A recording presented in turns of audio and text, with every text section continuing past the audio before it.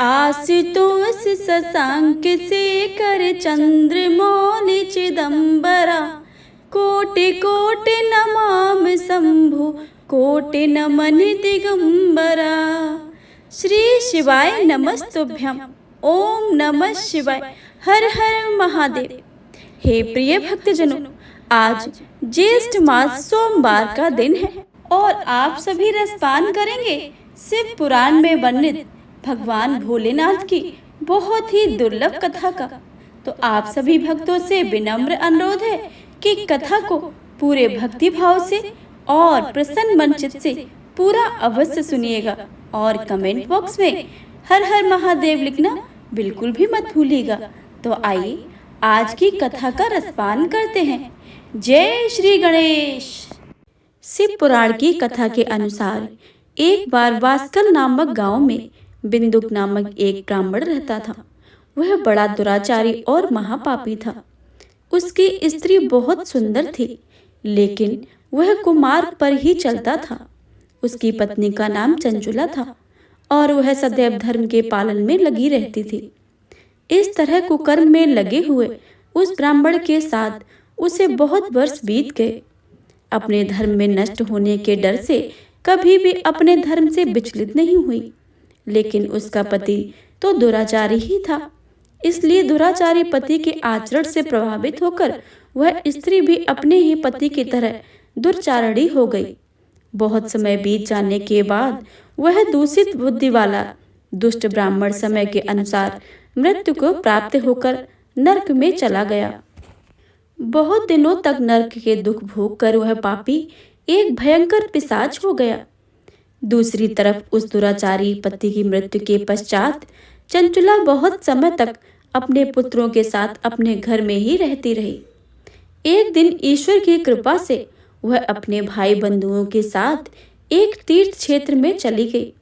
तीर्थ यात्रियों के साथ उसने तीर्थ के जल में स्नान किया और अपने भाइयों के साथ इधर उधर घूमने लगी। वहां उसने एक देव मंदिर में एक ब्राह्मण को भगवान शिव की परम पवित्र और उत्तम पौराणिक कथा कहते हुए सुना। वह ब्राह्मण यह कह रहा था कि जो स्त्रियां पर पुरुषों के साथ व्यभिचार करती हैं, यमराज के दूत उन्हें बहुत कष्ट देते हैं। ऐसा सुनकर चंचुला भव से कांपने लगी। उसने विचार किया, उसने तो अपने पति के साथ बहुत पाप किए हैं, तो उसे भी उन पापों का दंड भोगना ही पड़ेगा। इसके बाद उसे चैन नहीं आया और उसने ब्राह्मण से विनती की कि हे प्रभु, मेरे ऊपर आप कृपा करें और मेरा उद्धार करें। मैं आपके प्रवचन सुनकर भय से कांप रही हूँ और इस संसार में मुझे बैराग हो रहा है। मैंने जीवन भर दुराचार किया है। ना जाने मेरे मरने के बाद मुझे कैसी कैसी घोर यातनाएं सहनी पड़ेंगी। कौन मेरा साथ देगा? यमराज के उन भयंकर दूतों को मैं कैसे देख पाऊंगी? हे प्रभु, आप मेरा कल्याण करें। चंचुला के इन वचनों को सुनकर ब्राह्मण बोले कि हे चंचुला, यह तो बड़े सौभाग्य की बात है। भगवान शंकर की कृपा से शिव पुराण की कथा को सुनकर तुम्हारा मन समय पर सावधान हो गया है। पश्चाताप ही पाप करने वाले पापियों के सबसे बड़ा प्रायश्चित है। साधु संतों ने भी प्रायश्चित को ही समस्त पापों का नाश करने वाला बताया है। पश्चाताप से ही पापों की शुद्धि होती है। जो मनुष्य पश्चाताप करता है वही समस्त भय से मुक्त होकर निर्भय हो जाता है।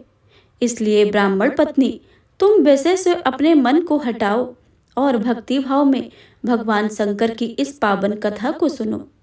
इस कथा को सुनने से तुम्हारे चित्त की शुद्धि होगी और तुम्हें मोक्ष की प्राप्ति हो जाएगी। ऐसा सुनने के बाद उस चंचला ने शिव पुराण की कथा को सुनने की इच्छा से मन में उन ब्राह्मण देव की सेवा का संकल्प लिया और उन्हें ही साथ रहने लगी। उसके पश्चात शुद्ध बुद्धि वाले उस ब्राह्मण ने उस स्त्री यानी चंचुला को शिव पुराण की समस्त कथा सुनाई।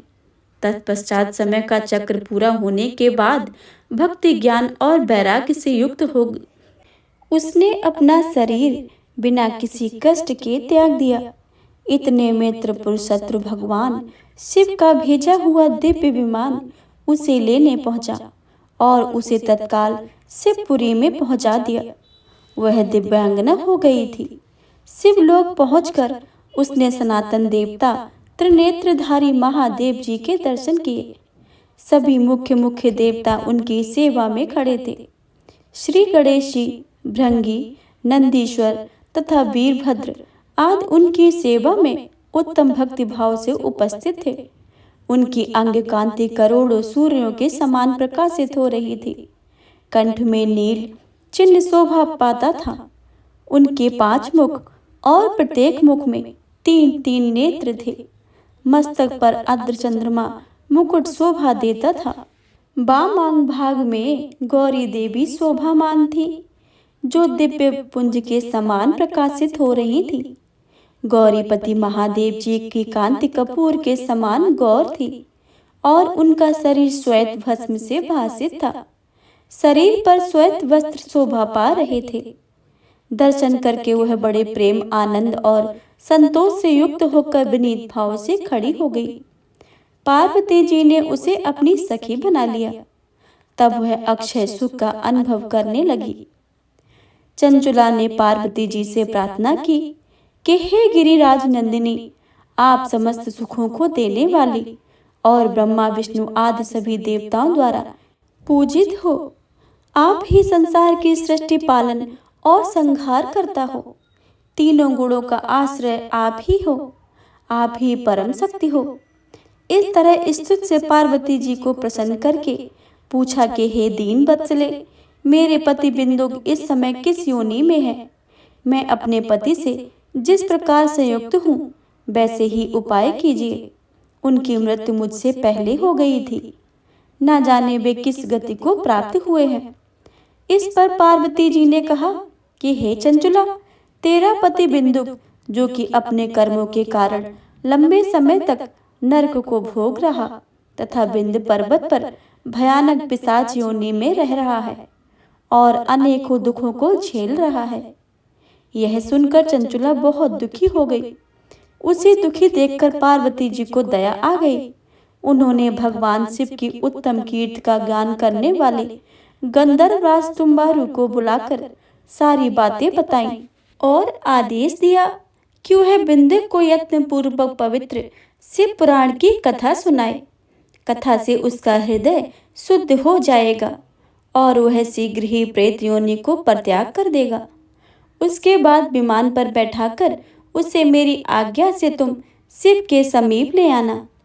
आज्ञा अनुसार गंधर्वराज तुम्बारु विंध्य पर्वत पर गए। वहां पर पिशाच को ब्लप्त पासों में बांधकर शिव पुराण की पवित्र कथा सुनाई गई और बहुत सारे देवता आदि कथा सुनने आए। कथा सुनने के उपरांत पिशाच का हृदय शुद्ध हो गया। उसने पिशाच योनि का परित्याग कर दिया। विशुद्ध हो जाने पर उसे भी शिवलोक की प्राप्ति हुई। उसे वहां पार्षद बना दिया गया।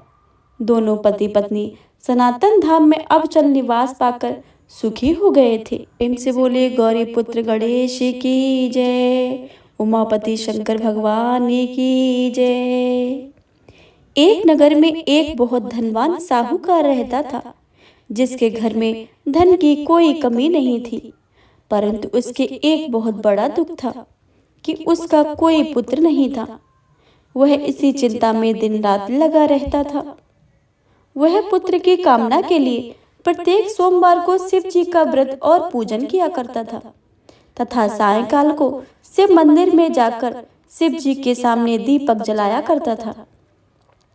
उसकी इस भक्ति को देखकर एक समय पार्वती जी ने शिव महाराज जी से कहा कि हे महाराज, यह साहूकार आपका अनन्य भक्त है और सदैव आपका व्रत और पूजन बड़ी ही श्रद्धा से करता है। इसकी मनोकामनाएं पूर्ण करनी चाहिए। शिव जी ने कहा कि हे पार्वती, यह संसार कर्म क्षेत्र है। जैसे किसान खेत में जैसे बीज बोता है वैसा ही फल काटता है, उसी तरह इस संसार में जैसा कर्म करते हैं वैसा ही फल भोगते हैं।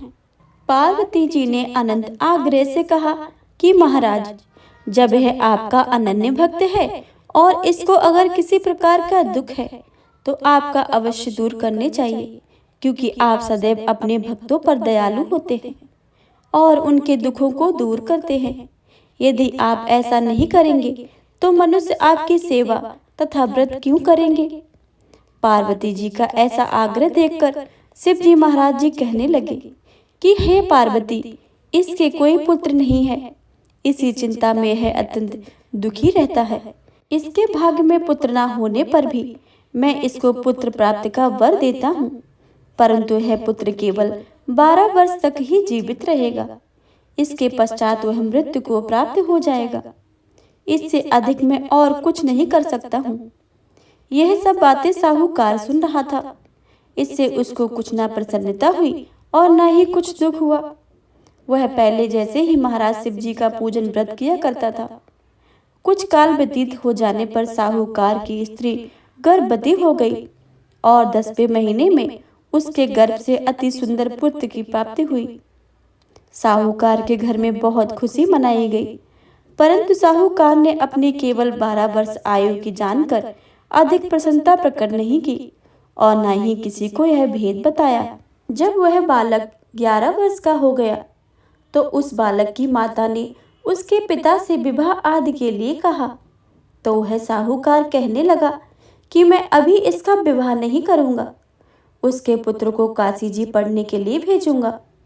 फिर साहूकार ने अपने साले अर्थात बालक के मामा को बुलाकर उसको बहुत सा धन देकर कहा कि तुम बालक को काशी पढ़ने जी के लिए जाओ और रास्ते में जिस स्थान पर भी जाओ यज्ञ तथा ब्राह्मणों को भोजन कराते जाना।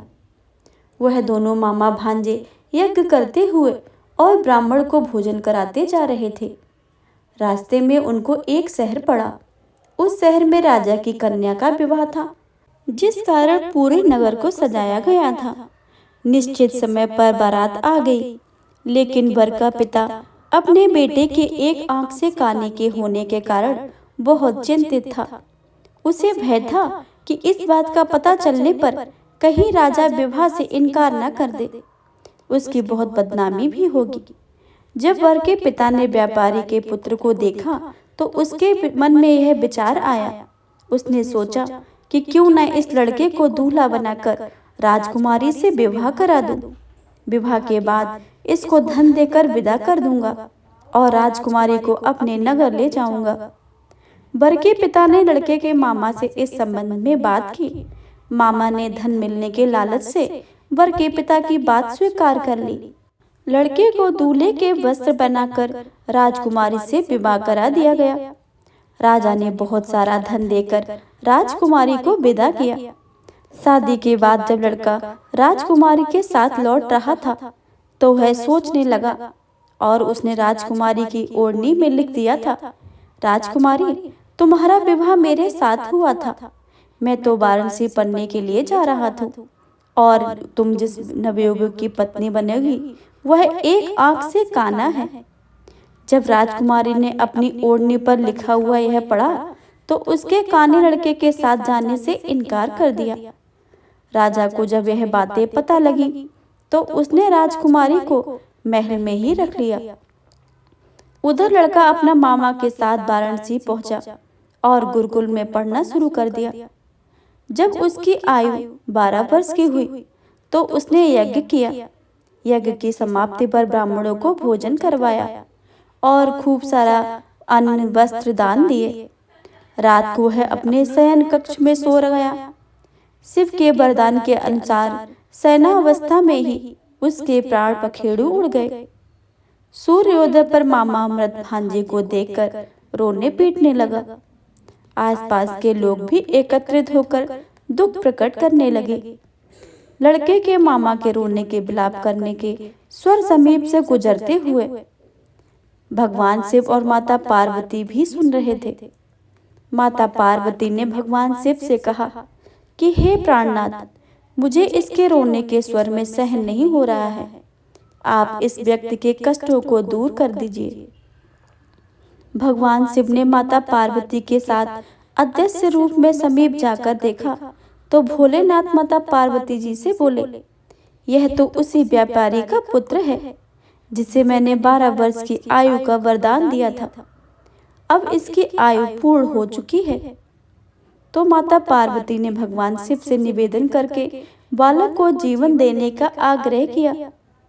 माता पार्वती के आग्रह पर भगवान शिव ने उस लड़के को जीवित होने का वरदान दे दिया और कुछ ही पलों में वह जीवित होकर उठ बैठा।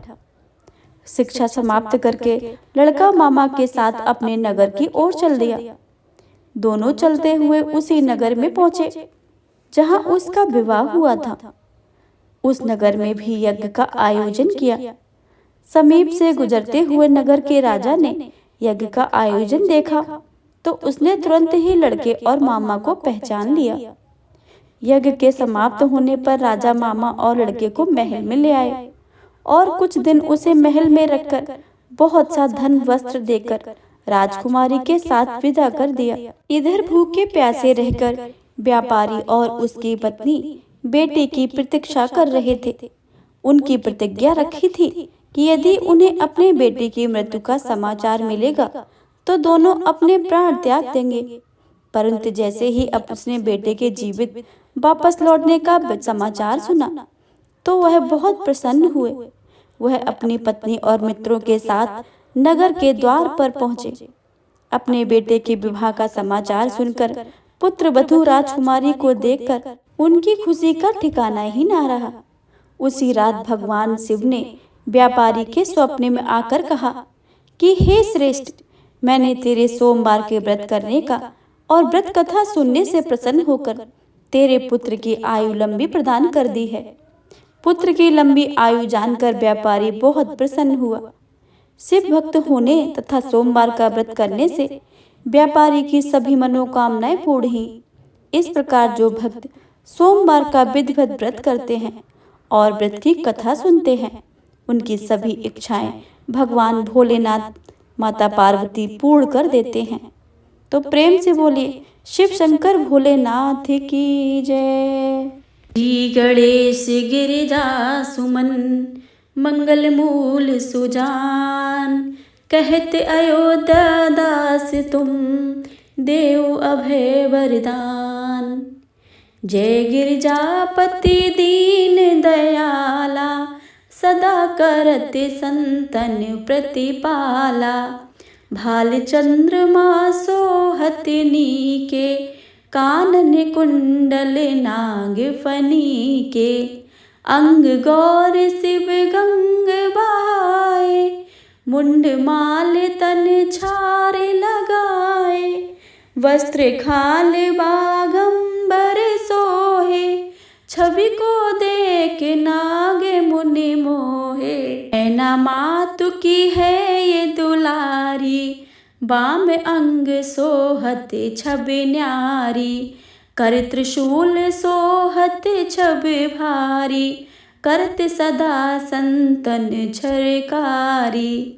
नंद गणेश सोहे तह के से, सागर मध्य कमल है जैसे। कार्तिक श्याम और गणराऊ, या छवि को कहे जाते न काऊ। देवन जब ही जाए पुकारा, तब ही दुख प्रभु आप निवारा। किया उपद्रव तारक ने भारी, देवन सब मिले तुम्हें ही जुहारी। तुरत सडानन आप पठायु, लव निवेश मह मारे गिरायु। आप जलंधर असुर संहारा, सुय से तुम्हार विदित संसारा। त्रिपुरासुर ने युद्ध मचाई, सब ही कृपा कर लीन बचाई। किया तप ही भागीरथी भारी, पूरब प्रतिज्ञा तसु पुरारी। दान निमह तुम सम कोई नाई, सेवक स्तुति करत सदा ही। वेद नाम महिमा तब गाई, अखत अनाद भेद नहीं पाई। प्रगट उदत मंथन में ज्वाला, जरे सुरासुर भय बिहाला। कीन दया तह कर संघाई, नीलकंठ तब नाम कहाई। पूजन रामचंद्र जब कीना, जीत के लंक विभीषण दीना। सहस कमल में हो रहे धारी, कीन परीक्षा तब ही पुरारी। एक कमल प्रभु राखयूं जोई, कमल नयन पूजन चह सोई। कठिन भक्ति देखी प्रभु शंकर, भय प्रसन्न दिए इच्छित वर। जय जय जय अनंत अविनाशी, करत कृपा घर के घटवासी। दुष्ट सकल नित्य मोहि सतावे, भ्रमत रहे मोहे चैन न आवे। त्राहि त्राहि मैं नाथ पुकारो, यही अवसर मोहि आने उबारो। ले त्रिशूल संतृण को मारा, संकट में मोहे आने उबारो। मात पिता भ्राता सब कोई, संकट में पूछत नहीं कोई। स्वामी एक है आस तुम्हारी, आयो हरो अब संकट भारी। धन निर्धन को देत सदा ही, जो कोई जाचे वो फल पाई। अस्तुत के विधि करो तुम्हारी, क्षमो नाथ अब चूके हमारी। शंकर हो संकट के नाशन, मंगल कारण विघ्न विनाशन। योगी यति मुनि ध्यान लगावे, नारद सारद शीस नवावे। नमो नमो जय नमो शिवाय, सुर ब्रह्मादि के पार न पाए। जो यह पाठ करे मन लाई, तापर होते हैं शंभु सहाय। रनियों ने कोई हो अधिकारी, पाठ करे सो पावन हारी। पुत्रहीन कर इच्छा कोई, निश्चय शिव प्रसाद देते ही होई। पंडित त्रयोदशी को लावे, ध्यान पूर्वक होम करावे। त्रयोदशी व्रत करे हमेशा, तन नहीं ताके रहे कलेसा। धूप दीप नैवेद्य चढ़ावे, शंकर सन्मुख पाठ सुनावे। जन्म जन्म के पाप नसावे, अंतवास शिवपुर में पावे। करे अयोध्या आस तुम्हारी, जान सकल दुख हरहूँ हमारी। नित्य नेम कर प्रात ही, पाठ करो 40। तुम मेरी मनोकामना पूर्ण करो जगदीश। मगरस छठ है मंत्र तू, संबत 64 जान। अस्तुत 40 शिवहि, पूर्ण कीन कल्याण। प्रेम से बोलिए उमापति शंकर भगवान की जय, माता पार्वती की जय। जय शिव ओमकारा, स्वामी हरि शिव ओमकारा। ब्रह्मा विष्णु सदा शिव अर्धांगी धारा। ओम हरे हरे हरे महादेव। एकानन चतुरानन पंचानन राजे। हंसानन गरुड़ासन वृषवाहन साजे। ओम हरे हरे हरे महादेव। ओ भुज 4 चतुर्भुज 10 भुज अति सोहे। त्रिगुण रूप निरखता त्रिभुवन जन मोहे। ओम हरे हरे हरे महादेव। अचमाला वनमाला रुंडमाला धारी। चंदन मग मृद सोहे भोले शशिधारी। ओम हरे हरे हरे महादेव। पीतांबर पीतांबर बागांबर अंगे। सनकादिक ब्रह्मादिक भूतादिक संगे। ओम हरे हरे हरे महादेव। करके मध्य कमंडल चक्र त्रिशूल धरता। स्वामी चक्र त्रिशूल धरता। जग करता जग भरता जग संहार करता। ओम हरे हरे हरे महादेव। ब्रह्मा विष्णु सदा शिव जानत अविवेका। प्रणवांछर के मध्य ये तीनों एका। ओम हरे हरे हरे महादेव।